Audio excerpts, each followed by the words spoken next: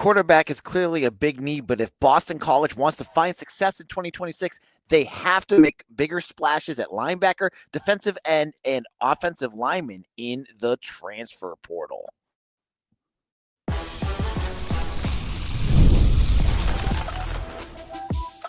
You are Locked On Boston College, your daily podcast on the Boston College Eagles. Part of the Locked On Podcast Network, your team every day. Hello, everyone, and welcome. This is Locked On Boston College, your team every day. I'm your host, AJ Black of Eagle Insider, part of the 247 Network. I've been covering Boston College for over a decade. If you're looking for Boston College news, analysis, and details on your Eagles, you are in the right spot. Locked On Boston College is a daily Boston College podcast, available free on YouTube or wherever you get your podcasts. On today's show, it's a big, deep dive into the transfer portal. We're going to also talk about coaching moves. Are there any surprises of coaches coming back that really kind of caught me off guard? I'll talk about that. Then we're going to look at offensive linemen, tight end, edge, and linebacker. And I'm going to explain why all of those are positions that BC should spend more money on than a high-end quarterback. And I'll explain who, I'll give you targets on who BC should look at each of those positions by the guys that are in there. So let's kick this off. Now, I've already told the positions I think BC needs to solidify in the portal if they want to really take that next step next year and get out of the basement of the ACC. Have a lot to do.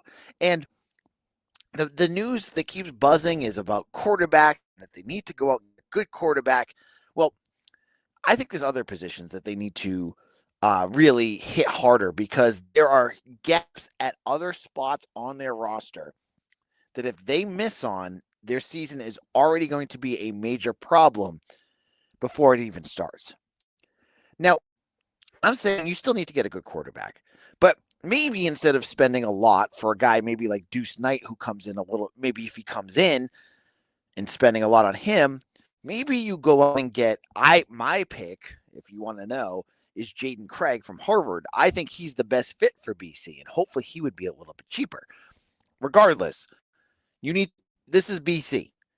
When we're talking NIL, they do not have the most money out there. They're not Texas. They're not Oregon. They're not those schools that just have, Texas Tech, that don't have war chests that can get whatever they want. BC is going to have more money to spend this year. I guarantee you this is not going to be a transfer pool that's going to be BC going and getting guys from Elon, Merrimack, and Valpo. That's going to be different this year. You're going to see guys that are higher rated, have played more, that are going to be more quality transfers that could play immediately. Not a knock on the other guys. I'm just saying these guys are going to be more prepared for what's coming up. So who's a name that you should be looking at? Who is a player that BC needs? So when you're looking at linebacker, this is a position that you have to hit. You've got to get at least, I think, two guys here. And when you're looking at linebackers in the portal, younger guys with high upside, you may be able to do with one. Like one of those guys could do that, but you really need somebody who's established. Because what you have is you get Griffin Collins and some other younger guys that could jump in and play, but they're all younger guys that don't have a lot of snaps. You need experience. So when I look in the portal, and if BC, and again, this is all predicated by BC spending. They're going to have to spend to do this. If they're not, then this is a whole other story.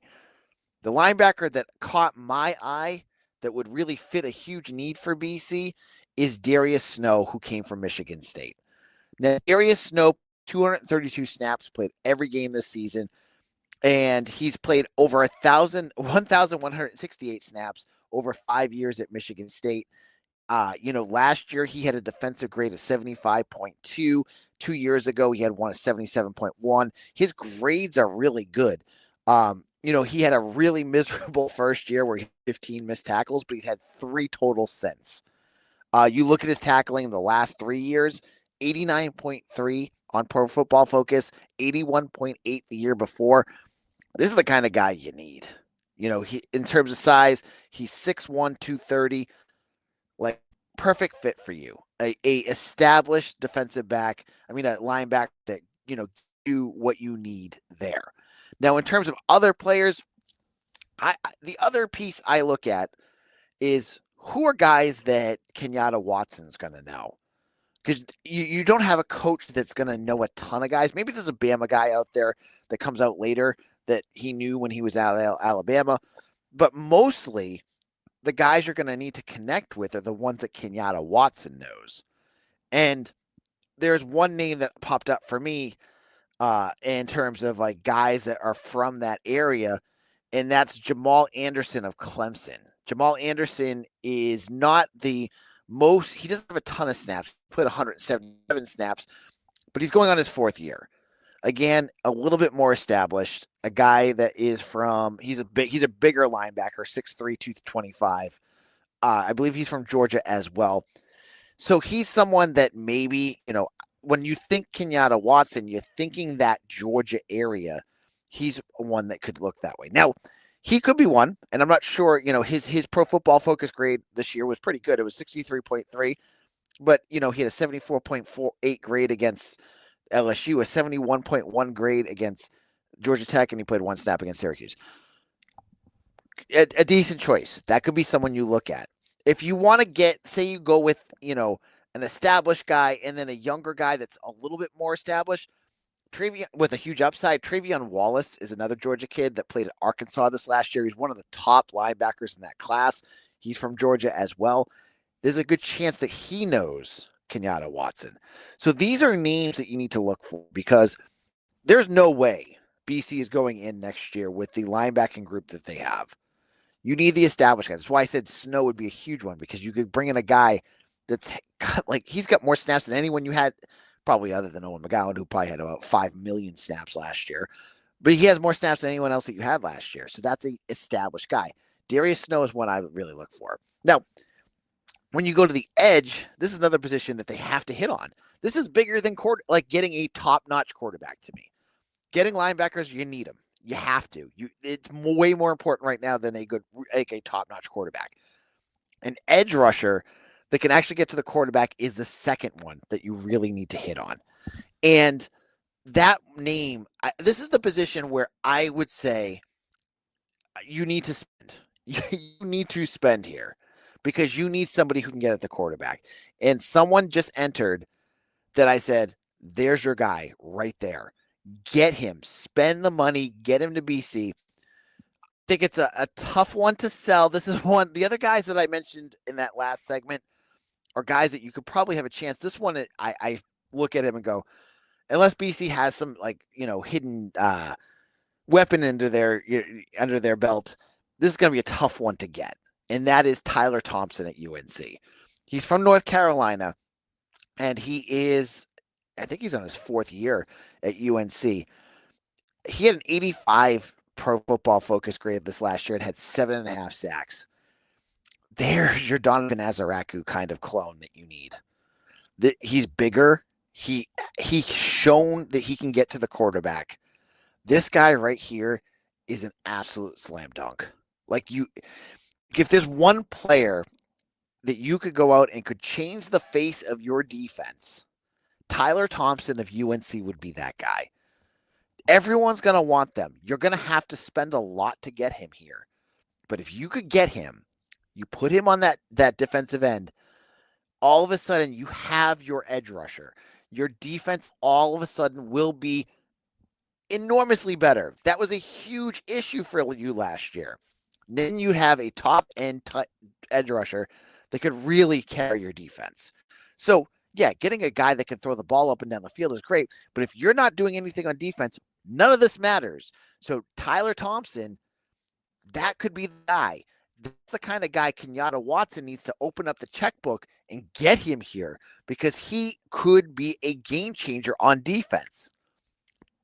Don't let him go to, Iowa or, Ohio State, where he'll be like the 3rd edge rusher on a good team. Sell to him that he's going to be the guy, and show them what they did with Donovan Azaraku. Donovan Azaraku was a 2nd-round draft pick after having 3.5 sacks the year before. They could do the same thing with this kid. Make him a 2nd or 3rd-round draft pick at BC by featuring him on this defense. To me, this one seems like a slam dunk. This is someone you need to bring here. Now, in a moment, I got two other positions that BC really needs to hit on, and I'll explain what the positions those are in just a moment.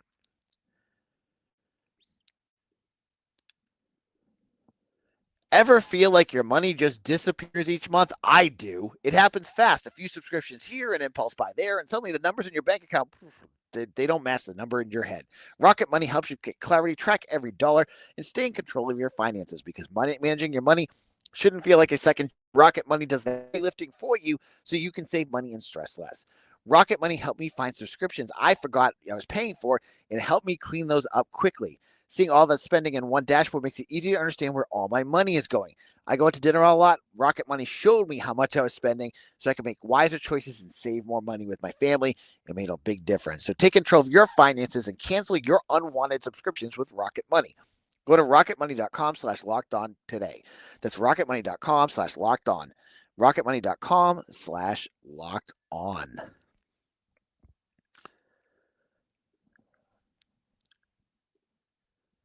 Thank you for Locked On Boston College, your first listen of the day, and thank you for making Locked On the #1 sports podcast network. If you're a true diehard Boston College fan, the Everyday or All Access tier is built for you.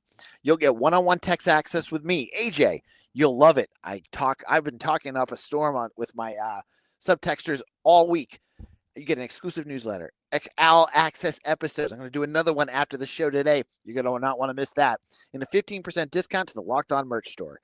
Head to supercast.lockedonbostoncollege.com to join the Everydayer Club and unlock all access. You can also find the link in the show notes today. Locked On Boston College every day here at Locked On Boston College is a great day to become an everydayer. Hope you have all become that, and thank you so much if this is your first listen of the day. Now, another position that BC has to improve on is offensive line. Now, I'll talk a little bit about Will Long in a little bit, but BC made a move this offseason to get rid of Matt Applebaum because, frankly, the offensive line was not great. There was a site, it was Pro Football Network, or PFN, I think they go by. They do their own rankings, and I had to giggle every time they put out the top offensive line units in the country, and they had BC in like the top 10 all season long. Like, what game are you watching? There were games, you could say the pass defense was good at times, but there were games where they were just really struggling. And it took almost until the end of the season for the run game to actually get going consistently. You're going to lose Jude Bowery. He almost inevitably is going to be going to the pros. That seems like it's inevitable at this point. This Logan Taylor thing where he could come back, I can't get a read on what's going on there. That seems like that's what Bill O'Brien said. He said that he has an extra year because of they gave them the players from UVA an extra year because of the tragedy that happened with that shooting a couple of years ago. But I'm not sure if that's going to be the case. That being said, BC needs to go out and they need to add some depth because you got some younger guys like Papasai and Ryan McCown, their offensive linemen that they had last year. But there's some really good edge rushers that you could go out there and get right. I mean, not edge rushers, offensive linemen you could get right now. First of all, I wouldn't hate if they went out and got a center. Michael Crowns did a nice job this year. I could still see that maybe, getting someone in to battle him wouldn't be the worst idea. And one name that pops up for me is Jake Renfro from Wisconsin. Jake Renfro has played 2,207 snaps. This guy is about as grizzled as it gets in college. And his grade goes up every year. He went up to a 70.8 last year. He only allowed 1 sack and 2 hurries all year long. And I think he's from the Wisconsin area. So, it would have to take, your new offensive line coach, Kurt Anderson's got Midwest roots. So that could help. But he only played 4 games this year. So he's going to have a chance to redshirt and come back and play somewhere. He would be a perfect, I would love to see a veteran thrown in on that offensive line because, if Logan Taylor leaves, your biggest veteran is Eric Doherty. And I think he's still, picking up that line. So he would be one I would watch. If you're going more for a bigger guy, maybe potentially as a tackle, just go down the road to the team in Stores that beat BC last year and go to Ben Murawski. He's 6'7" tackle, weighing 340 pounds. He's a big, big boy. He's played also 1,200 snaps over 3 years, and he had a 77.4 grade last year on Pro Football Focus. He allowed 4 sacks. 2 of them came against FIU, and then he played pretty well the rest of the season. His run blocking, which is what a big issue with BC was last year, was fantastic. He had an 86.2 run blocking grade. That is better than anyone on BC, I'm sure. So get him here. This would be a great tackle to add to your roster. And you've seen him play. Bill's seen him play. The Long has seen him play. This is a guy that you could easily bring in and plug in right away. So there's so many offensive linemen in the portal. This is not something like you have just like for linebackers and edge. The market's a lot smaller. There's not as many options out there, and you're going to have to battle a lot more schools to get those guys. Offensive line is a little bit more robust. There's a lot of different players out there. Murawski, Renfro could really fill a big need for you. The other position I think that BC needs as well is tight end, because BC plays a lot of 1-2 offense where you're playing 2 tight ends at a time. Jeremiah Franklin graduated. We don't know, well, at least I don't know, and I have not seen enough to say what Ty Lockwood can do. He was one of my bigger surprises this year because I really expected him to play more, and you only saw him for a smattering of snaps every single game. In some games, you didn't see him at all. Now, luckily, Kalen Jasinski, he's going to be your pass catching tight end, a really good one at that too. But you need a second one. And you have a lot of guys on your roster, whether it's Lockwood or, the young guys like Stevie Amar or DJ Johnson. And you actually don't have a freshman coming in, so you need another guy. And I'm not sure Lockwood will be that answer. Maybe he will. Maybe the staff thinks that's going to be the case, but I'm not sure.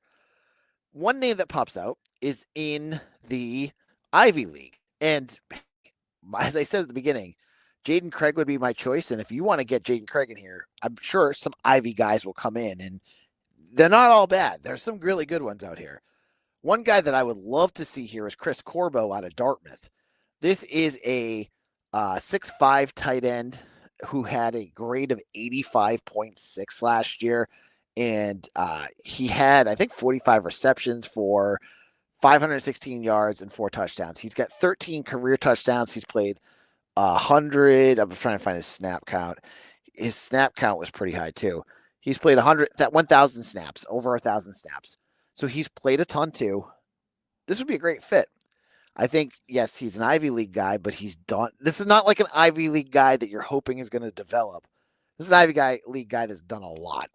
So he, to me, would be a great fit for BC. So as I just showed you, that's 4 positions that you desperately need to get somebody more than the elite quarterback. You could make the argument at other positions too. And I wouldn't argue with you if you said you need to bring in another running back. You need to bring in more offensive linemen. That's all the case. And so when you have a limited war chest, you cannot go out there and just blow out all this money. Hopefully BC has more money to spend so they can bring in quality transfers to really bulk up this roster.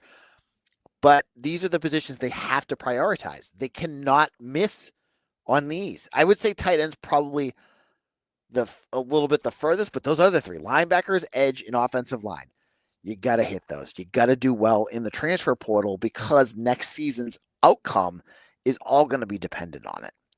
We're going to have to wait to see. Now, the big thing here, I think is important, which I was saying about Jaden Craig, but also with Chris Corbo, is you can get commitments from FCS guys now. You're going to have to wait for the FBS guys, but I believe the FCS guys can all sign now. So you could go out there right now and set the market with Jaden Craig. Like, go out there and get him, because I really think he's the guy at quarterback. Get him, and then you go out and you can get a Corbo, and then all of a sudden you've got 2 of your positions all set, you should have more money to go fill out those other spots. So that's just my thoughts. And again, I'm not the evaluator of this roster. If you're part of the staff and you're going, AJ, you don't know what you're talking about. This is my perspective. I looked at these guys. I thought they were good fits for BC. We'll hear what they think and how they go with it in a little while. Now, in our final segment, coaching changes happened, and I didn't really get into how I feel like who got kept and who left went. And I'll explain what I mean by that in just a moment.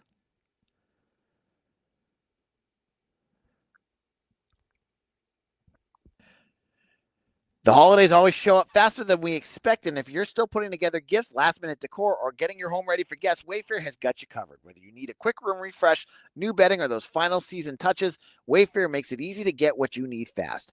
Wayfair truly is your one-stop shop for everything home. With decor, furniture, kitchen essentials, and gifts for every style and every budget, all delivered quickly and easily. The selection is huge. Bedding, decor, kitchen, gear, kids' rooms, updates. I was able to find everything in one place. And when I'm looking for Christmas and holiday stuff, I know I'm going to get the best deals on Wayfair. And with good delivery and tons of options, it's the place to be. So get last minute hosting essentials, gifts for all your loved ones, and decor to celebrate the holidays. All you can do is head to wayfair.com right now to shop all things home. That's WAYFAIR.com. Wayfair, every single, every style, every home.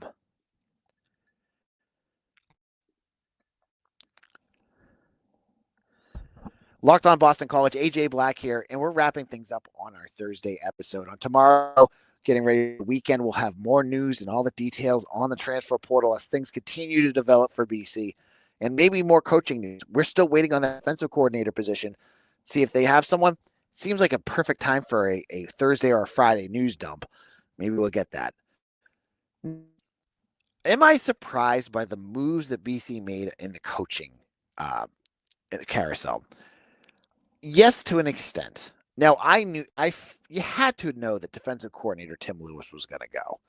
After a season where they were dead last in about every positional, metric that you can think of, someone's head had to roll. It starts at the top. Tim Lewis is going to be the one that takes the fall. That didn't surprise me. Matt Applebaum, the offensive line was definitely not playing all that well. I could see him going. Daryl Wyatt did surprise me to an extent, but the more I think about it, the more it makes sense to me. You didn't develop a ton of guys at wide receiver. You had a few top-end guys, but after that, it all kind of just fizzled. And in terms of recruiting, which was supposedly his chops, most of the guys he brought in ended up transferring out. We just saw Cedric Lott leave, too. A lot of guys from that area just weren't working. So going for a wide receivers coach that is from New Jersey makes a lot more sense when you need to recruit in that area. What surprised me most was that there wasn't more movement on the defensive coaching spots. Now, we could get more of that when the defensive coordinator comes in. Maybe they're going to want to bring in some of their own guys. But the fact all 3 defensive coaches that were with Tim Lewis survived was a surprise to me. Now, I'm not Bill O'Brien. I don't know what his thoughts are. These Jordan Thomas and Corey Robinson were both brand new.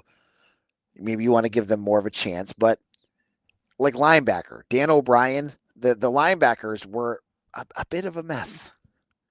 That one surprised me. Like, I know injuries happened and that was tough, but they just didn't seem to develop at all. So that was a surprise. And so folks also wanted to know, was I surprised that Will Lawing is still here? And honestly, I'm not surprised. We all know he has a very strong relationship with Bill O'Brien. 2 of them worked together at the Patriots. When Bill O'Brien got hired, both Mitch and I basically pegged that Will Lawing would be the offensive coordinator, and he is. Yeah, the offense hasn't been perfect. You don't want to just fire everybody on your staff. And Lawing, I thought, got his warts. It hasn't been perfect. But I could just see that you could just see that Bill O'Brien was going to keep him. This was not a big shocker that this was a guy that, O'Brien was going to bring back. So that was that one. And then for folks, and I don't know if there's folks out there still, maybe you're out there. If you really thought after this year that Matt Turn deserved to get canned, I don't know what you're watching. His unit on special teams was very good. And he deserves to come back. Like, if you looked at any metric from last year to this year, it took a huge step forward. So, first of all, credit for Bill O'Brien for not firing him after last year, because I think we all were like, why is he still here? Because he saw that maybe there was a personnel issue or whatever that just caused that unit to be really poor. But to also stick it through, because you had a field goal kicker who was excellent. Your coverage for the most part was excellent. Once you moved on past Isaiah Fairling, balls drop over his head, you were pretty good on kick returns. Punting was better, not great, but you have a good punter, hopefully, with Andy Quinn coming in. I'm glad he is still here. So that's my answer there. And then in terms of like front office personnel, yeah, I kind of get why they spent more money to bring in Kenyatta Watson. That makes a lot of sense because the personnel was just not there. So they had to make a move. Now, thank you all for listening. I'll be back again tomorrow. And thank you all for making us your first listen every day. And all our everydayers out there, thank you so much. You can follow me on Twitter at AJBlack247. You can check me on Facebook, Instagram, TikTok, all those social medias. You can catch me on all of those. And I hope to see you again tomorrow for another episode of Locked On Boston College. And I'll have a bonus everyday or all access episode tomorrow afternoon. I didn't get to record this until later at night, and I'm getting sleepy. So I'll get you a good one tomorrow. And that should hit your feeds in the afternoon. So keep your eyes open for that. Thank you all, and I'll see you again soon. Take care, everyone.